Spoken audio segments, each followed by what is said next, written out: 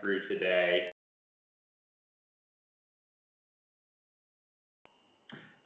And again, this is the first of several information sessions we'll do about this round of funding. We have a second webinar scheduled for this Thursday at 2 p.m. That's the second one we have scheduled, and we'll put together several more over the coming weeks as these applications get underway. So to start off with a quick overview of the funding that we have available. So with this round of funding for Hurricane Helene, I apologize. One more thing. If you have questions, we'll certainly have time for questions at the end, but feel free to chime in as we go through. You're welcome to unmute yourself and ask questions out loud, or type a question in the chat. Just would ask that we keep, for now, these questions primarily focused on the StRAP round of funding. If you have specific questions about the EWP program or other programs, we can get to those at the end, but please save any EWP related questions for the end of the meeting today. So with this round of funding that we have available, we currently have $38 million that's available for allocation in this round of StRAP funding. Again, this is all state level funding that was allocated by the North Carolina General Assembly for stream repair needs in counties affected by Hurricane Helene. So these funds are limited to being used in the 39 counties that were listed in FEMA's disaster declaration for Hurricane Helene.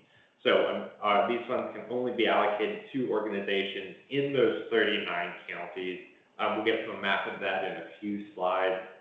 Organizations that are eligible to apply for StRAP funding include soil and water conservation districts, political subdivisions like city or county governments, municipal service districts, or water or sewer districts, and nonprofit organizations. Individual landowners are not eligible to apply for StRAP and receive StRAP funding. The grantees, the award recipients, do have to be one of those eligible organizations. However, much of our work is done on private property. We have no restrictions on where the work is done, as long as it's done with landowner permission. So if you're a city, county government, or a soil and water district, and you have interested landowners, we can certainly have work done on those landowners' properties. It would just have to be have one of those eligible organizations as the actual grantee, who is then coordinating the project that's being done on private property.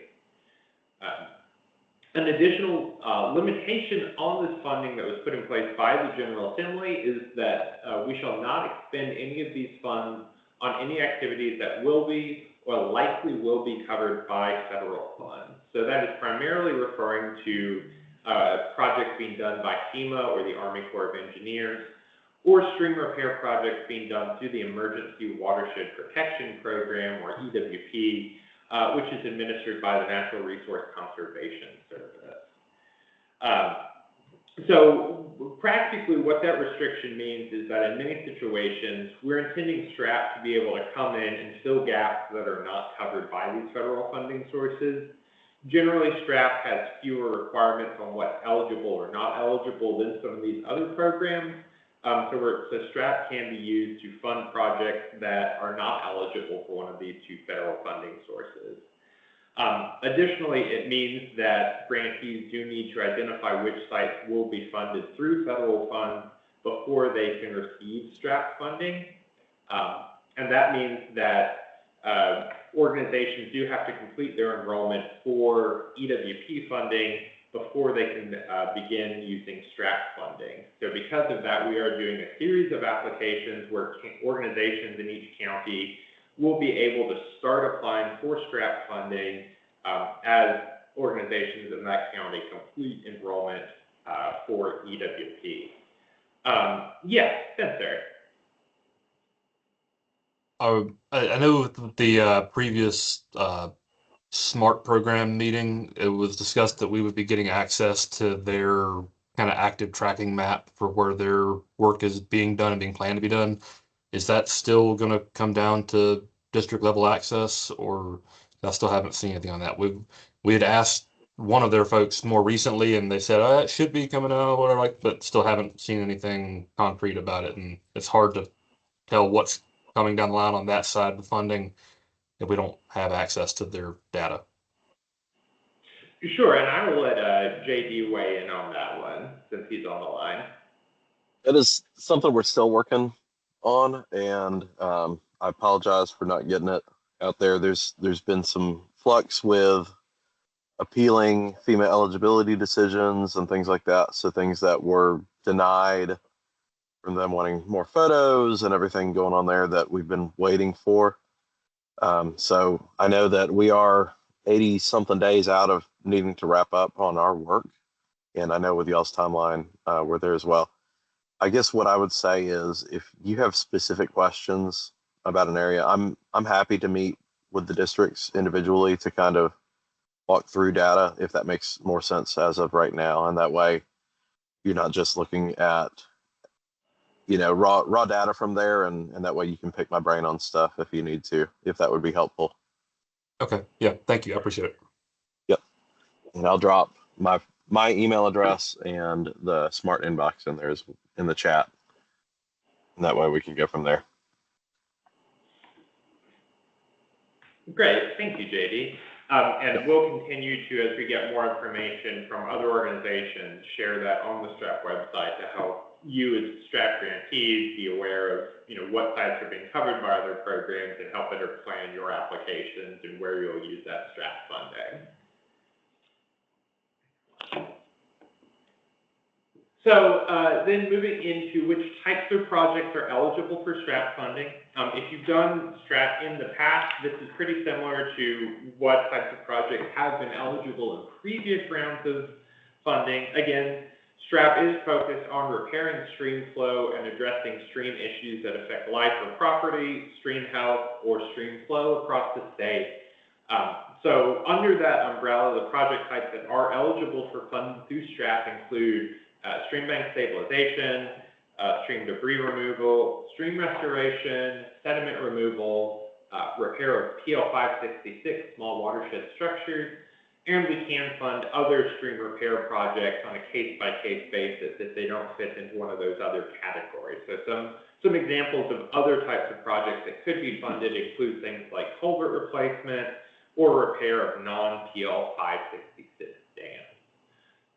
We do have more information on the StRAP website about these different project types, including a photo guide showing more information about what types of projects are eligible or what streams might be a good fit or need each type of repair, as well as guidance on completing these project types.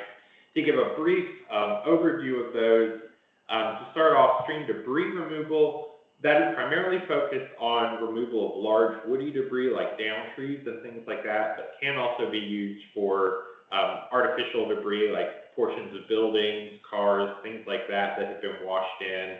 One important thing to note about debris removal is, that StRAP is focused on funding work that reduces stream impairment or threats to property or life. Large woody debris is a natural part of streams and is important stream habitat, so we don't want to remove all the logs in a stream, but instead focus on removing down trees or log jams that are causing flooding, redirecting current to cause erosion into property, or otherwise having a negative impact on the stream. And you can always reach out to us if you have questions on if a specific log jam or down tree needs to be removed or have discussions on what issues it's causing. With stream bank stabilization, we have an example on the photo there on the right. That is referring primarily to work that is addressing eroding banks. Most of the stream bank stabilization funded through StRAP will focus on grading the bank to a stable slope and then establishing vegetation to help hold that bank in position. An important distinction between stream bank stabilization and stream restoration. For our program purposes, stream bank stabilization does not do any work in the stream channel itself. It'll just be repairing the stream bank, whereas stream restoration is a more involved process that often includes not only stream bank stabilization, but also includes work within the stream channel, such as changing the course of the channel itself or placing in-stream structures in the channel to help improve stream health and stream flow. Sediment removal would refer to any projects that are changing the stream bed.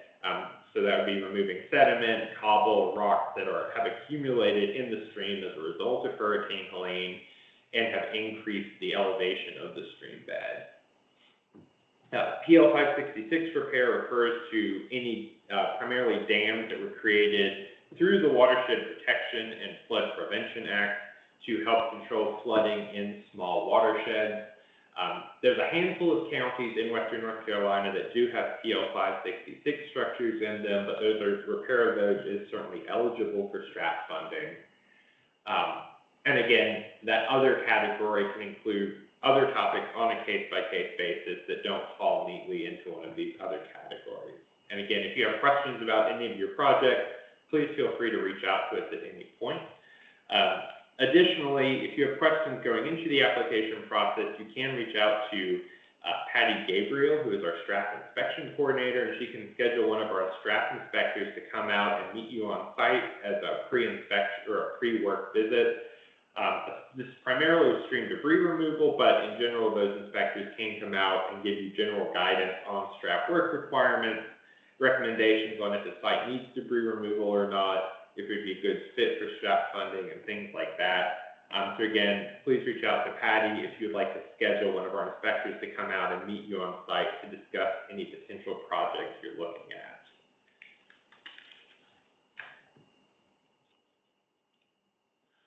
So the next item then is looking a little bit more into which counties are eligible to receive StRAP funding. Again, the counties that are eligible are the 39 counties plus the Eastern Band of Cherokee Indians that were the 40 areas designated in FEMA's disaster declaration. So that is all of the counties that are colored on the map here. As part of this process, we've split those counties into high, medium, or low need categories based on the total impact and amount of impact from Hurricane Helene. And those categories will determine the total amount of funding that can be awarded based on each county. So the areas in red there are our high need counties with the most impact documented from Helene. Areas in yellow are medium need counties, and areas in blue are the lower need counties. And I understand that, with Helene, low need is a relative term. We certainly understand that even low need counties can have a lot of impact, but just comparing that to relative to other counties affected by Helene. So one important thing that I do need to point out with those high need counties, again, high need counties will have the largest amount of funding awarded within each high need county compared to medium or low need counties. But the Soil and Water Conservation Commission did put in place the requirement that to be considered a high need county, in addition to meeting our other criteria, there has to be at least one organization in that county that is applying for funding through the EWP program. Again, that is not every organization in the county has to apply for EWP to be considered a high need program, or to be considered high need. We just need at least one organization in the county to apply for EWP to document the total amount of need in that county. So if no organizations in a high need county are pursuing EWP funding, then that county will be reclassified as a medium need county.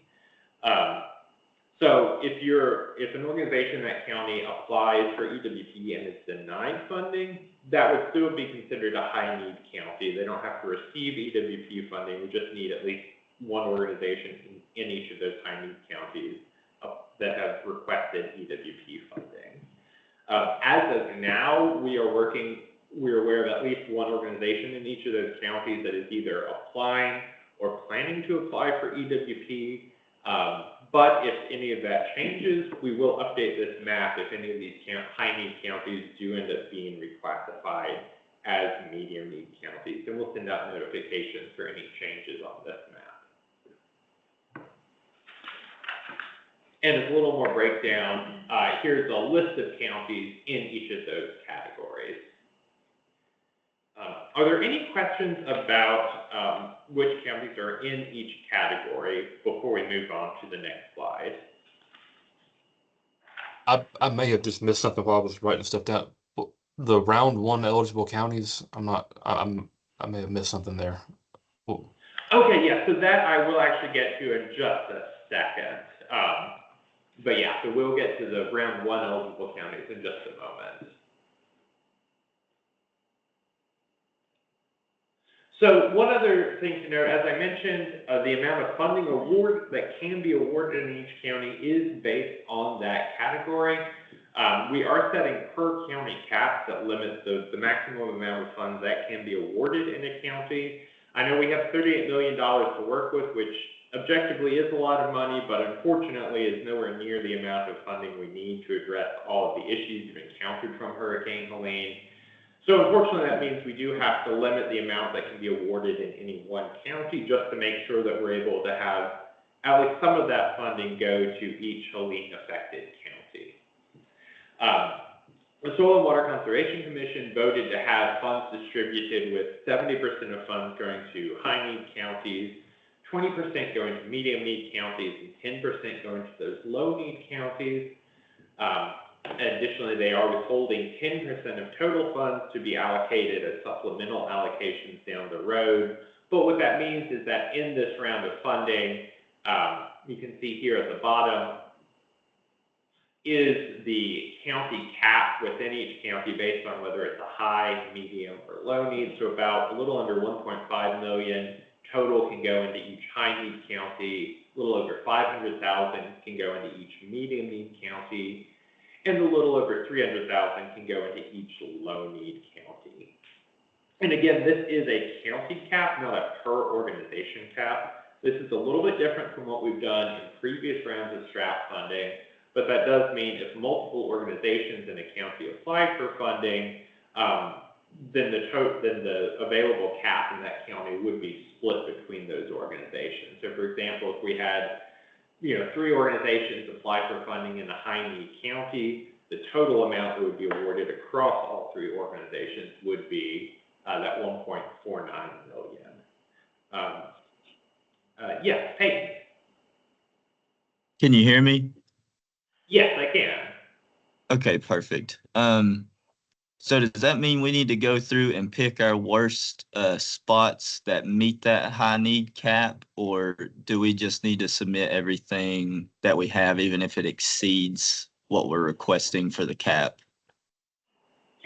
That's a great question. So with the cap, again, in this initial, in the primary allocation of funding, that is the total that can be awarded in each county. Again, the division or the commission is withholding 10% of total funds for supplement awards. So there is the chance for additional funds to be awarded, but again, that's 10%, so about 3.8 million total. So again, unfortunately, we're not going to be able to quadruple the amount of funds going into any one category. But for your application, a little bit of that comes to how you want to handle it. I know in the past, a lot of StRAP grantees have requested far more funding than is actually available. Just highlight the amount of need in your county. If you want to do that, that's perfectly fine. I understand the need to want to show just how much funding is needed. That certainly can showcase to the legislature that, while we're grateful to have this $38 million to work with, more will be needed. However, keep in mind that, again, realistically with these county caps, there might be some additional money available on top of that, but your initial award is not going to exceed this county cap. So keep that in mind when you're completing your applications. I would certainly prioritize your highest need waterways first, or highest need sites in your application, and make sure those are fully documented to really highlight the need in your county. And if you still have requests over the county cap, you can continue to submit sites to showcase that need and document the total need in your county. But just be aware that, if you're requesting $5 million in funding, you're unfortunately not going to be able to get that amount you've requested.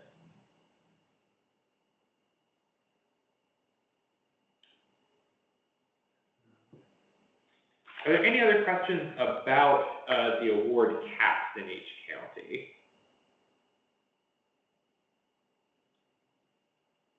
Not necessarily about the award cap, but I am curious on one thing as far as how applications can be put in. So if there's an area that could absolutely use full stream restoration, but stream restoration is denied for whatever reason, but bank stabilization is still absolutely needed, will that application default to something else if like stream restoration being such a higher cost, more cost preventative measure? Um, like if we apply for restoration, but it's like, okay, well, that's half of the funding that would come into the county otherwise. And will that kind of, is there a way to kind of rework that to meet more needs across county, or does that question make sense? I'm not sure if it does or not. No, that does make sense. And yeah, that's a great question. So, yeah, you definitely will have flexibility in what work you complete on each project. So with this round of funding, we will be looking at the total request for funding, the total, cumulative need and benefits outlined in each organization's application, and award funding based on the cumulative, numbers from that application of total request for funding, total, planned benefits, structures or farmland or roads, things like that, and award funding based on the total application. We will not be awarding funding for specific individual sites. So we won't be picking and choosing which individual site to apply for GET funding. That will be something that once you are notified of how much funding you received in your award, then you as the grantee organization will decide which specific projects from your application you want to use that funding on. So if you applied for, $2 million worth of work but only receive $1 million in funding, then it would be totally up to you to decide which $1 million worth of projects you choose to use your StRAP funding on, using whatever your local ranking or prioritization system is. So, Okay, yeah, great. so Thanks. any of those eligible project types, we'll accept applications for them, but ultimately, once funds are awarded, it'll be up to you on a local level to decide which specific site you use your StRAP award on. Okay, that makes sense. Thank you. I had a quick question about per county funding. If multiple organizations apply within one county and that number exceeds the allocated number per county, how will those decisions be determined? Sure. So in situations like that, if multiple organizations apply and the request is greater than the cap for that county, that will be, at that point, we'll look at the application and the cumulative benefit and amount requested or split funding between organizations based on the total benefits of their planned work. Our goal, some of that depends a little bit on how many apply. Our goal is to, when possible, if multiple organizations apply, ensure that each one has enough funding, receives enough funding to, at least complete some of their planned projects. But then how we split that between organizations will come down to the total benefits and merits of the work as described in the application.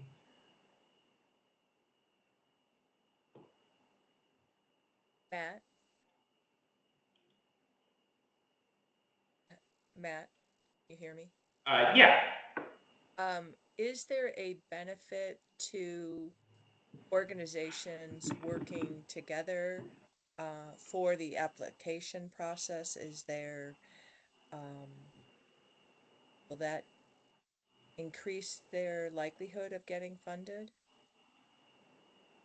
That's a fantastic question. So one thing we are planning on doing, if we have multiple organizations in a county receive StRAP funding, after awards are announced, we will have a meeting, a virtual meeting with all of the organizations in that county that are receiving funding, and sharing information on which organizations in the county have received funding and which sites they applied for.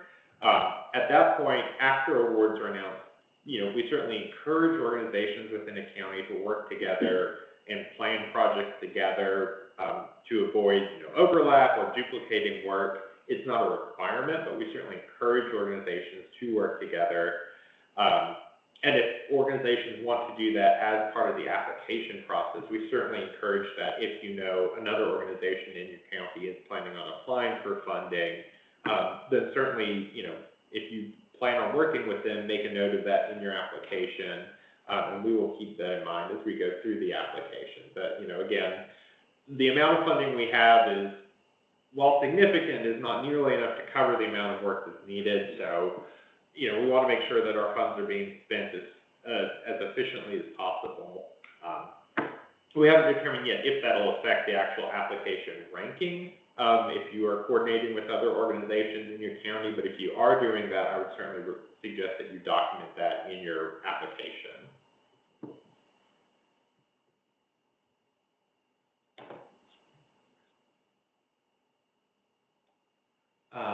So then the next item I wanted to go to is talk a little bit more about how this application process will work. We are doing this as a batch as rolling applications. Again, as I mentioned earlier, one of the requirements from the General Assembly is that we can't use StRAP funding on any projects that might receive federal funding. To make sure we're following that requirement from the legislature, we are interpreting that as that we cannot begin accepting, we can't award or accept funds from we cannot award funding to any organization until all organizations in that county have completed enrollment for EWP sites. That way we can make sure that federal funds are being used to fund whatever sites are eligible for those federal funds, and then StRAP funding can be used on any sites that aren't as eligible for funding. So what that means for the StRAP application process is that the application windows will be staggered based on when each county is eligible to start applying for StRAP funding by having completed enrollment in the EWP program. So counties will become eligible to apply for StRAP once all organizations applying for EWP in that county have completed their enrollment, or if there are no organizations in the county applying for EWP, then that county will become eligible to start applying for StRAP funding. Each application window will be open for 8 weeks once it opens, so you'll have 8 weeks to submit those sites through our application process.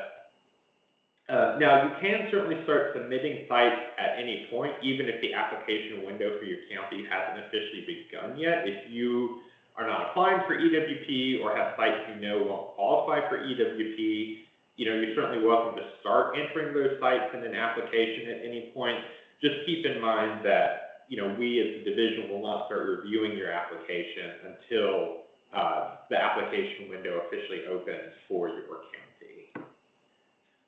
Again, we will continue to post information on the StRAP website on when each county will be able to become eligible to apply for StRAP, and make sure we're posting that information on when those application periods for each county or group of counties open or close. The first batch of counties that are eligible to apply for StRAP, that application window will start December 8th and will last until February 6th. This includes all of the counties that are shaded here as round 1 eligible counties. This is all of the counties that either have no organizations applying for EWP, or the organizations in that county applying for EWP have completed enrollment in EWP. So we have, I believe it is at this point, 16 counties. Organizations in these 16 counties are eligible to start applying for StRAP funding on December 8th. And again, with the application window lasting through February 6th. And as other counties become eligible to start applying for funding, we will post that information on the StRAP website to make it clear when you can officially begin applying for StRAP funding in your county. And again, this is part of the reason that we did have county caps as part of this process, is going into the application process, knowing how much the maximum amount of funding that could be awarded in a county, to make sure that all counties will have a chance to receive StRAP funding, and it won't all be taken by the first organizations that are eligible to apply. Are there any questions about this application process for when each county, organizations in each county can begin applying for StRAP?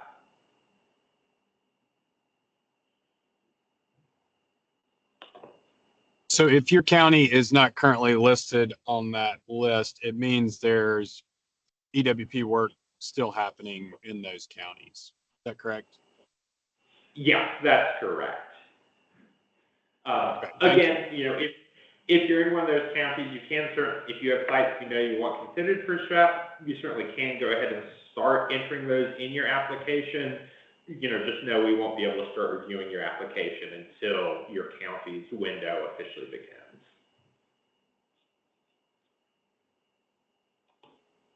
And as for a little bit more about the application process, Stephen here will go into details in a moment, but just for a quick overview of that process, we are planning on, this is a little bit different from how we've done StRAP applications in the past. We are planning on doing a two-part application process. The majority of that will be using the Disaster Assessment and Recording Tool, or DART. So you will use DART to submit information on each stream segment you are applying for. And then once you've completed entering all of your sites, we will have a brief form site survey to fill out that will provide your full organizational contact information, summarize the total amount requested for funding, and confirm that you have finished entering sites into DART. When you submit those sites into DART, one thing I would like to touch base on is we talk about projects or stream segments. For StRAP purposes, I use those terms interchangeably to refer to a section of stream that needs work done in one or more of the eligible project types.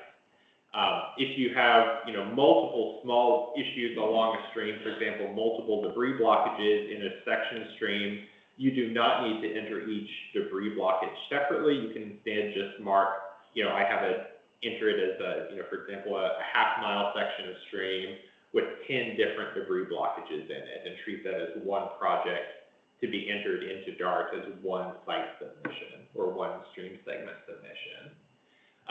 Generally, we recommend, it's a little flexible on what works best for you. Generally, we recommend if there's a gap of more than about a quarter of a mile between areas of a stream needing work, at that point, it might make sense to treat it as two separate stream segments. So, for example, if you have a section of stream that has 10 debris blockages that need to be removed in a half-mile section, and then 2 miles downstream, there's another section of 10 blockages that need to be removed. We generally recommend treating that as two separate stream segments to be entered into DART. Again, if you have questions about that, please feel free to reach out at any point. As you submit sites into DART, you will need to include at least one photo from each of your stream segments. But unlike previous rounds of StRAP, you will not need to create and submit a map that will be created in DART as you identify where the stream segment is. Once that 8-week period closes and the application window closes, the StRAP team here will review all of your applications. We will reach out to all applicants to confirm which segments you still want included on your application. For example, if you do have a site that you discover the landowner went in and remove the debris on their own and it no longer needs to be included, please let us know that and we'll remove that site from your application. We'll review applications and then announce those awards for you and begin contracting your application. StRAP contracts generally last for about 3 years. But we will certainly have the option for extensions if you need additional time on your project as you get down the road with that. And then again, as I mentioned earlier, there is a lot of flexibility for changing your scope of work for your project, so what stream segments you actually plan to use your funding on. First, again, once you are awarded funding, if the award is less than the amount you requested, you'll be able to change your scope of work to identify which specific stream segments you will use your award on. And then down the road, if the situation changes, you can do future scope of work revisions to change if you identify a new section that's a higher priority that needs to be added, or if conditions change on the site and you need to increase or decrease the length of stream segment being worked on, something like that. So with that, we're going to move on, and Stephen is going to go into detail about the process of using the DART tool for entering sites. But before we get into the details of how you submit an application, are there any other questions about the application, about the round of funding, eligible organizations, project types, things like that before we move on? I think I asked this in a previous meeting and it was mostly explained, but I just want to verify. For like, why am I blanking on this right now? No RAS studies. Is there going to be any kind of flexibility with no rise for like bank stabilization and things like that? Is that still something we're going to have to fight? If we're going to have to set aside 12 grand per site area to pay for no rise? Is there any thoughts or information on that, or is that just going to be kind of a situational based, like site by site kind of deal? That's a good question. That is something we are working on following up with to see if there's going to be any flexibility for disaster response programs for those no-rise studies. At this point, I don't have any new information to share, but I will share that information as soon as I have any updates on no-rise studies. Okay, thank you. And as a kind of piggybacking off that, as a quick information for anyone who's not done StRAP before, ultimately, we do not have permit requirements on a state level. We simply require you to receive whatever work permits are required from other agencies.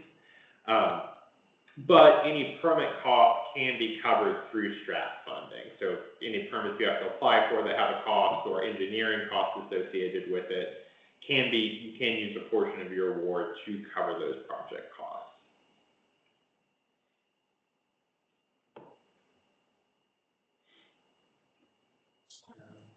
So Matt, can you hear me?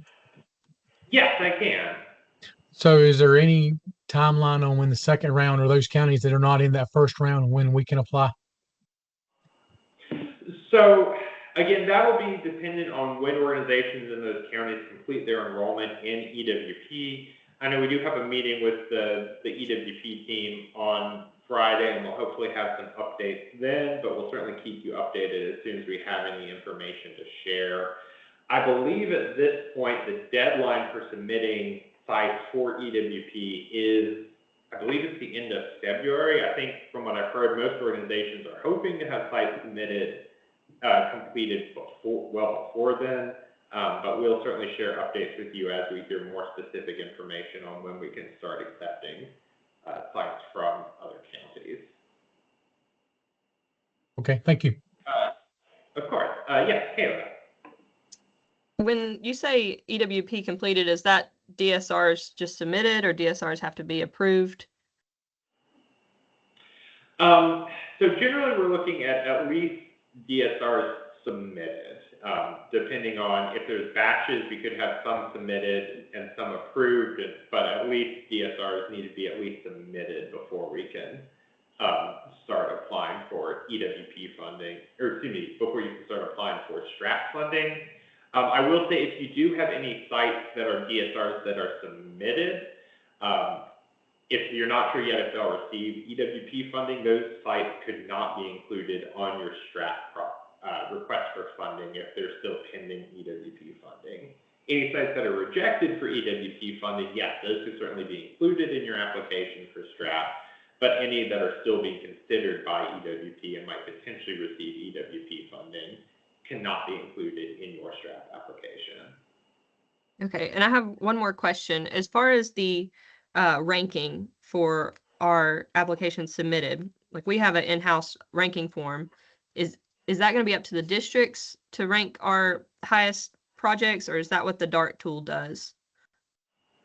Good question. So a little bit of both. So in the DART tool, we will collect information that we consider when evaluating projects, like the number of structures, utilities, roads, ag lands that are benefiting from the work. We also have a section where you can list whether you view each project as a high, medium, or low priority.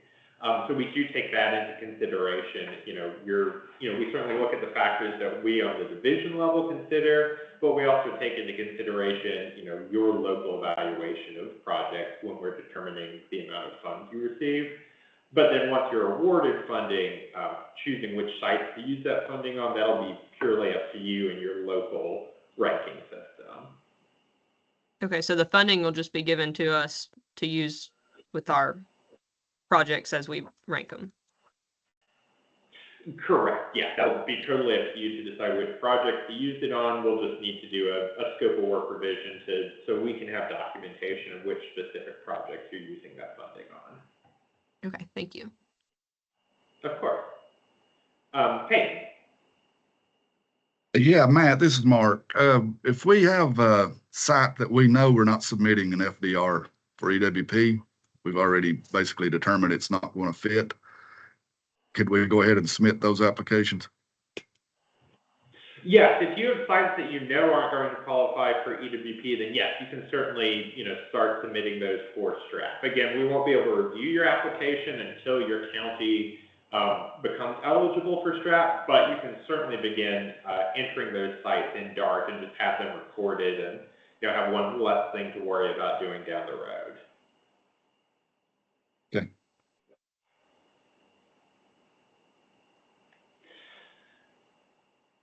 Excellent. Well, again, if you have other questions, please feel free to bring them up at any point. But for now, I'm going to go ahead and turn it over to Stephen to talk more about the details of the application process itself. Hi, everyone. Can everyone hear me?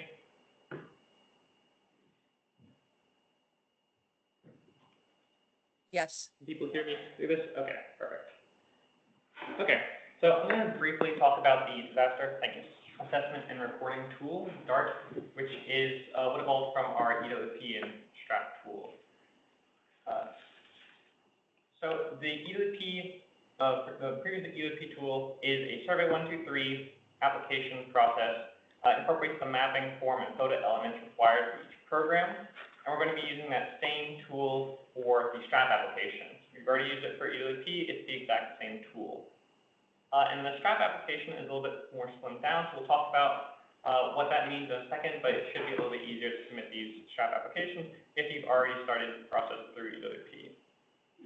So the app was developed in coordination with several district partners as well as NRCS in order to streamline the processes required for EWP and StRAP. Matt already mentioned, but in past these applications through FormSite. Now it's going to look a little bit different. We will use FormSite at the end of the process for some things like prioritizing your projects. But the Survey 123 is going to be used to collect a lot of the general information on the front end, such as your site locations, your photos, things like that. Okay. The StRAP application is hopefully fairly straightforward, but I've broken it into two stages here. So the 8-week window where you have to apply to StRAP is that first data submission section where your StRAP round opens and closes. And that close period is when we really are hoping to get all of your sites entered into the Survey 123 tool. So with the Survey 123 tool, that's the offline Survey 123 app. You'll add your site locations, you'll add your photos and any information in the field. And then when you get back to an online area, you'll add any remaining details and then send the survey. If you've completed the EWP process, you're probably aware that there's a lot more details that you need to do. You need to generate reports. None of that's required for this. All you need to do is send those surveys, and as soon as you send them from your outbox, your send folder, those surveys are good to go. We have the information saved. And so that's where that part of the process would end. Now, after the StRAP round closes, there is a second section. We will get an Excel table with all of the sites entered by all grantees within that county, and we will share it with that personalized meeting with the county. And this is the stage where you have to coordinate, if you'd like to, with the other grantees in your county and refine the list of what projects you want to move forward with. Then on FormSite, you provide that final list of your project selections with your prioritization, and we would make the funding award announcement for that initial contract. There is additional room to change up those projects and the project details after this, but this funding award announcement is for that initial contract.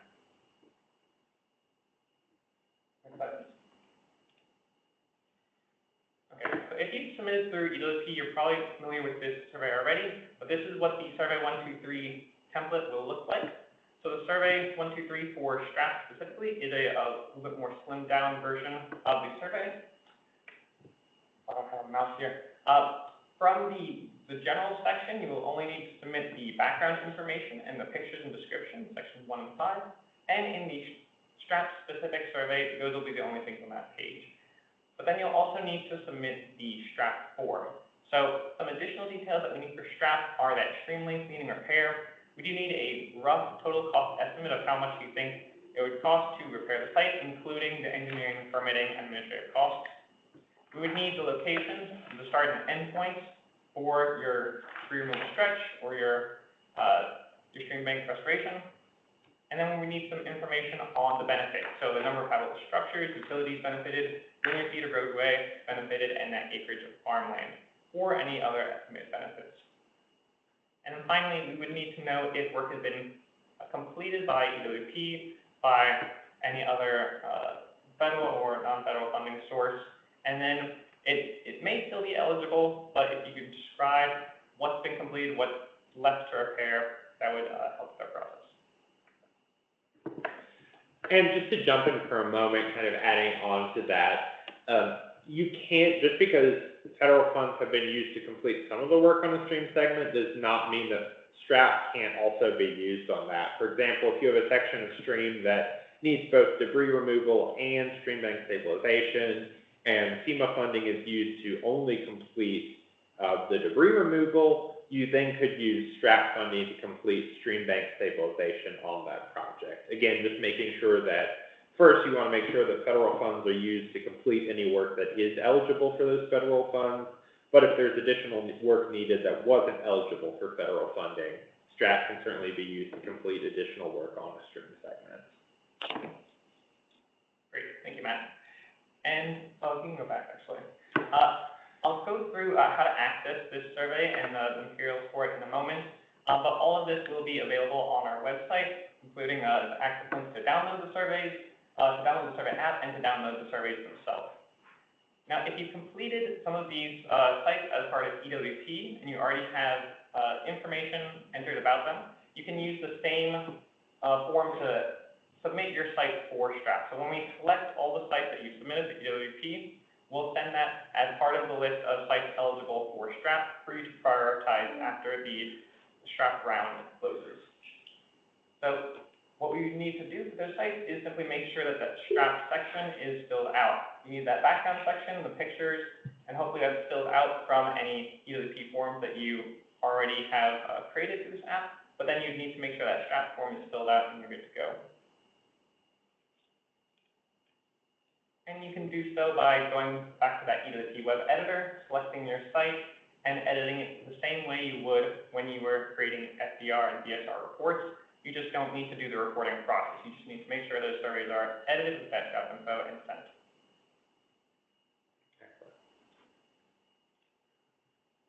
And if you don't have access to the EWP tool because you weren't doing EWP submissions, you can still get a sense of where sites are being submitted in your county by using the public DART dashboard. This is also available on the StRAP website. You can see the sites in the triangle ones are the ones that are StRAP-specific sites. There's not too many right now, but we're hoping that this fills out. And you'll also have some other graphics that tell you about what's being applied for in your county.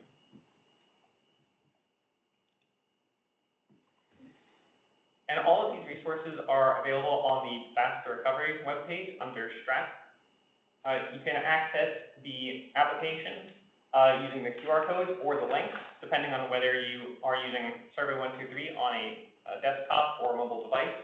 You can also access the EWP web editor, the public DART dashboard, and links for installation instructions and instructional videos such as this webinar, which will be posted to that same webpage. Now, a final note, we will have the DART tool. The DART tool is being redone right now. It's being updated, and a new version will come out on December 8th. So for the next few days, we don't want anyone adding any new sites to the tool. But on December 8th, if you can update the surveys or download the surveys at that point, then you should be good to go with your data collection. But please hold off on trying to submit new sites for the next couple days.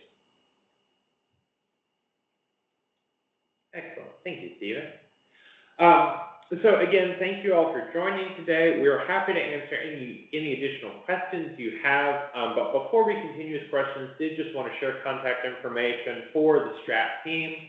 Again, if you have questions about the program, the application as a whole, sites are eligible, things like that, you can reach out to me directly as program manager.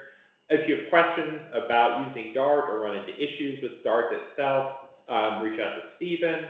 If you have questions about the StRAP payment process or submitting reports, you can contact Stephanie, our admin specialist. And again, if you have questions about inspections or scheduling a site visit to have one of our inspectors come out and review a site with you to see if it's eligible, you can contact Patty Gabriel, our inspection coordinator. Let's see. So with questions, it looks like Amanda, I believe you had your hand up first there. Hey, this is Jamie in Cleveland County. I just had a question about yeah, we're on Amanda's computer, about the DART software. We just applied for EWP recently because we thought FEMA was going to do all our work, but we're not sure what's happening with that now. So we have applied for EWP. Is there a way for us to get that program or that stuff that we need to use that? Absolutely, and I'll reach out to you to set up an account so you can use that tool. It should make the process a little bit easier. All right, thank you so much. And just to clarify, so if you're applying for EWP using DART, you do need an account to edit those sites. So you can reach out to Stephen directly to edit those, to get that account through ArcGIS Online set up. If you are only applying for StRAP, you do not need to set up an account. You can just simply go download the DART app from our website and then use it without an account and use it for free. So again, you only need to set up an account if you are applying for EWP. If you're only applying for StRAP, you don't need an account.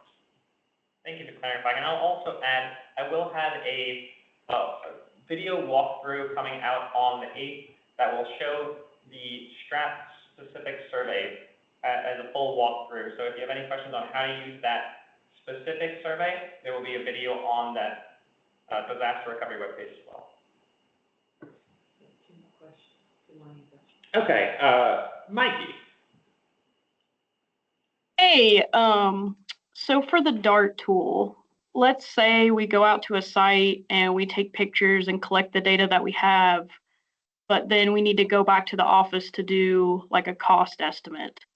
Is the best way to do that to save that survey as a draft and then edit it once you have that information and submit it, or is it better to submit it and edit it online afterwards? Either way works. If you're doing it with the StRAP tool, you won't be able to edit it with the EWP viewer online if you don't have an account, but you can either save it to your outbox when you're in survey 123, or you can send the survey and then edit it from your sent folder, also on the survey 123 app. So you'll still need to edit on the mobile device that you used. Okay, thank you.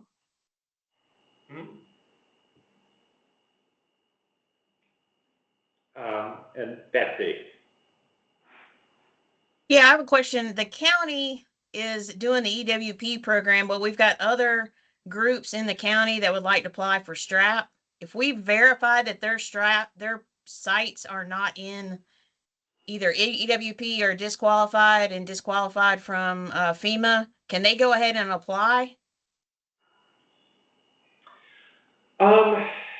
That's a good question. So right now, as our guidance, we can't start officially accepting applications or have an application window begin until at least DSRs are submitted within a county. We might be able to make exceptions on a case-by-case basis if we can document that none of those sites are overlapping with the potential sites being considered for EWP, but we need to discuss that on a case-by-case basis. So if you want to send me a time, we can look at that and discuss it at a follow-up meeting if you want to reach out and let me know some times that would work for you to talk more in depth about specific sites and organizations.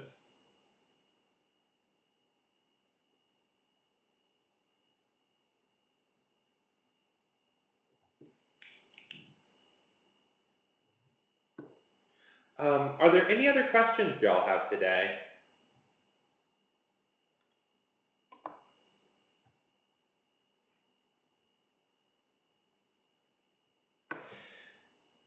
Excellent. Well, thank you again all for joining today. Again, I will have this recording of this video added to the StRAP website as well as this PowerPoint that you can review over later. If you have any other questions down the road, please feel free to reach out to us directly with phone call or email. Again, we will have another webinar on Thursday afternoon at 2 p.m. The presentation will be the same material, so, you know, likely might get some different questions, but the presentation at that next webinar will be the same. So thank you again for joining today, and please let us know if you have any other questions down the road.